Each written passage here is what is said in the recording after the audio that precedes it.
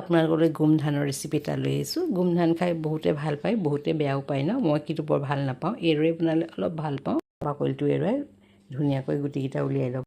এইখিনি মোৰ এৰাই হৈ গ'ল। মই এতিয়া এইখিনি অলপ বইল কৰি ল'ম। এতিয়া বইল কৰি হৈ গ'ল। মই ইয়াত অকণমান নহৰু পেষ্ট আৰু অকণমান ময়দা দিছোঁ।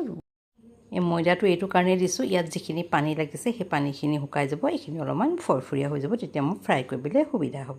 এতিয়া ফৰফৰীয়া হৈ গ'ল। মই এইখিনি ক্ৰিস্পি হ'বৰ কাৰণে ইয়াত মই অলপমান বেচন দিছোঁ, 2-3 চামুচ বেচন দিছোঁ। অলপ জালুক দিছোঁ, জলকীয়া গুড়ি, চাট মছলা দি মই এতিয়া এইখিনি ভাল ধৰণে এইখিনি মিক্স কৰি ল'লোঁ। অকণমান হাতেৰে সানিব। এতিয়া হাতেৰে সানিলে ভাল ধৰণে মিক্স হয়। তাৰপৰা এখন কেৰাহীত লৈছিলোঁ, তেল অকণমান সৰহকৈ লাগে। গোটেইখিনি তেলতে দি দিলোঁ। তেলত মই এইখিনি অলপমান ধুনীয়াকৈ মচমচীয়া হোৱাকৈ ফ্ৰাই কৰি ল'ম। এইখিনি মোৰ এতিয়া হৈ গ'ল, মচমচীয়া হৈ গ'ল। মই এতিয়া কাঢ়ি ল'লোঁ। এইখিনি কাঢ়ি লৈ অকণমান তেলতে মই নহৰু কেইটামান দিলোঁ, কেঁচা জলকীয়া অকণমান দিছোঁ, তাতে সৰু সৰুকৈ কাটি লোৱা পিঁয়াজ অলপ দি দিছোঁ। পিঁয়াজখিনি অলপমান ভাজি ল'লোঁ, বেছি ভজা নাই। এতিয়া এই গোমধানখিনিতে মই অকণমান জলকীয়া গুড়ি, অকণমান চাট মছলা, অকণমান জালুকৰ গুড়ি, ভাজি থোৱা নহৰু পিঁয়াজখিনি মই ইয়াতে দি দিলোঁ আৰু অকণমান নেমু টেঙা চেপি দিছোঁ। টেঙা টেঙা লাগিব, অলপ ভাল লাগিব।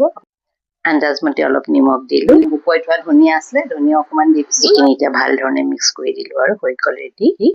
মোৰ এই স্পাইচি গোমধানৰ ৰেচিপিটো যদি ভাল লাগিছে, লাইক, কমেণ্ট, শ্বেয়াৰ কৰিব। Thank U.